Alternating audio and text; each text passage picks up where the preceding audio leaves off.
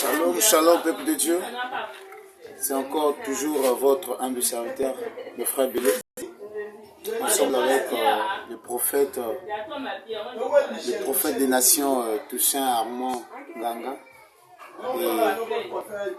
Et ce soir, on va discuter sur le Fils de l'homme, le Fils de Dieu. Mon prophète va nous expliquer est-ce que Jésus-Christ est-il Dieu ou bien il est le Fils de Dieu.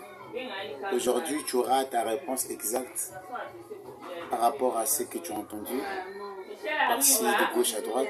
Lui, il vient avec la parole exacte de Dieu. Il veut te dire quelque chose de profond. Prophète, bonjour. Bonjour mon frère, bonjour. Bonjour peuple de Dieu. Prophète, aujourd'hui on a une question vraiment profonde que la plupart qui n'ont posé ma question, mais que j'avais réponse, va débat par-ci par-là. J'espère étant que prophète, il me cuise à éclaircir. Beto, est-ce que vraiment Jésus-Christ est un Zambi?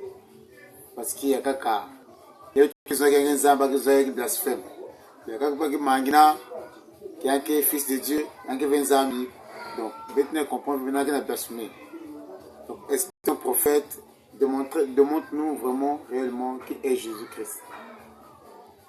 Merci mon frère Arnaud Bélé.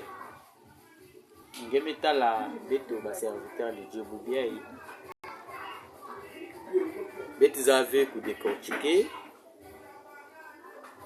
Mambo Nzambi, la population, na peuple de Dieu, Banzambi, Kana Nzambi.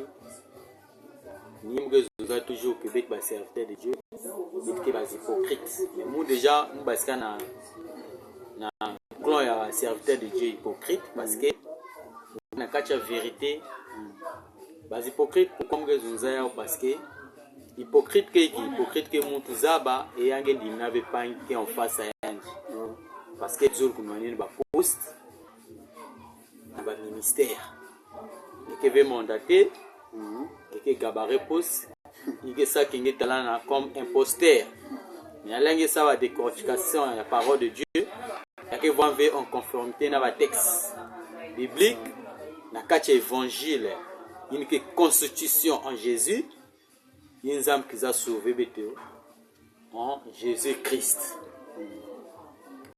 Donc, vraie version, il me fait ça en tant que prophète de Dieu, des nations.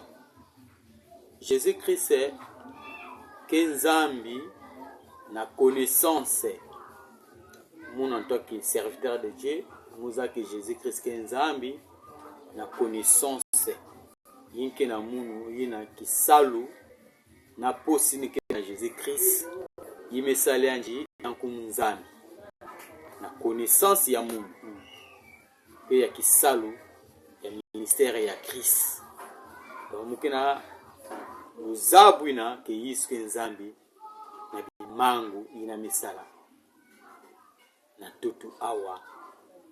Et il me sauvé béto et vous bien béto comme ma nouvelle créature capacité na munu yangenza. Mais ce qui concerne évangile Yesu metu mi savait béto pe banza metu mi savait béto na prononcer Jésus-Christ kenza selon le texte, selon le texte biblique. Jésus-Christ maison vient à Beto na ko annoncer que yanke nzambe et na kati ya Bible yake vena place ina bamela kisa ou bien Jésus qui na zunza ke yanke nzambe. Donc évangile a demandé de mettre la Christ Jésus-Christ comme fils de Dieu, envoyé de Dieu, le Messie de Dieu. Ils ont sauvé mon tour na disumu. Il y a Adam, il y a le foie. Et Zame, il dit qu'il y a le malmalou en Christ, donc il a envoyé. Et selon le texte biblique qui a demandé que tu longa de loin partout. Dans le peuple de Dieu, dans les humains, dans le monde entier.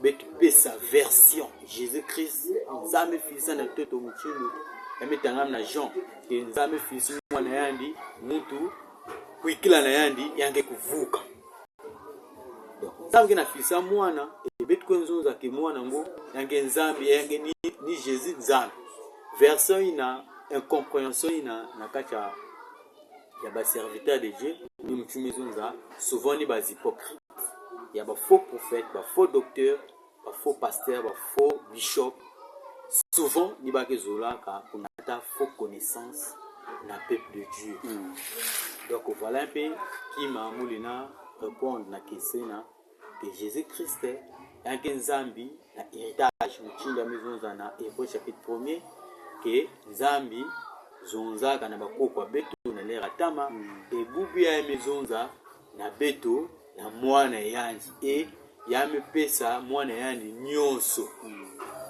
donc mumuza ba Jésus Christ nzambi na héritage il concernant parole évangile Jésus Christ mwana donc à ma connaissance il est Dieu mais selon les écritures il est fils de Dieu.